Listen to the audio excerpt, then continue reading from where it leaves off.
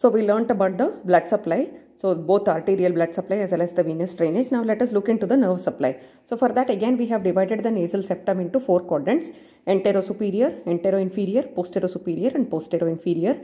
Antero-superior quadrant will be supplied by anterior ethmoidal nerve, which is a branch from nasociliary nerve. So this is anterior ethmoidal nerve, which is a branch from nasociliary nerve.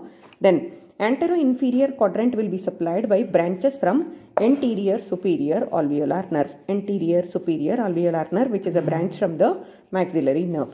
Then if you come to the posterior quadrant, so that is posterior-superior and posterior-inferior quadrant, both are supplied by the long and short spinopalatine nerves. Long and short spinopalatine nerves. So these are the branches from the pterygopalatine ganglion. So that is about the nerve supply. So the other component of the nerve supply we have already studied here. So if you assume that the nasal cavity is a cube-like structure above the level of the superior concha, which you see along the lateral wall, so the lining epithelium will be olfactory epithelium. So here you will see the olfactory nerves, which are rootlets, which are beginning from here. So they will carry the sensation of olfaction from here.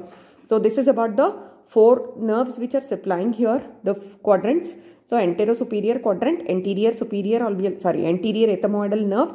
Then the antero-inferior quadrant branches from anterior superior alveolar nerve, and posterior-superior and posterior-inferior quadrant branches from pterygopalatine ganglion, long and short spinopalatine nerves.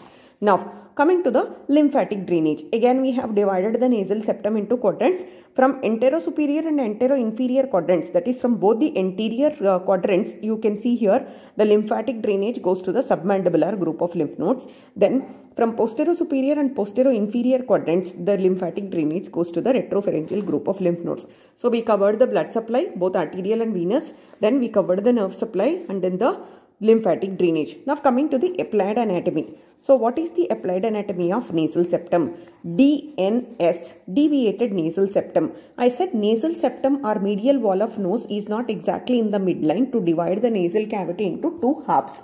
So it will be always slightly deflected either to right or to left. So most of the times it will be deviated towards the right side. Slight deviation will not cause any problem.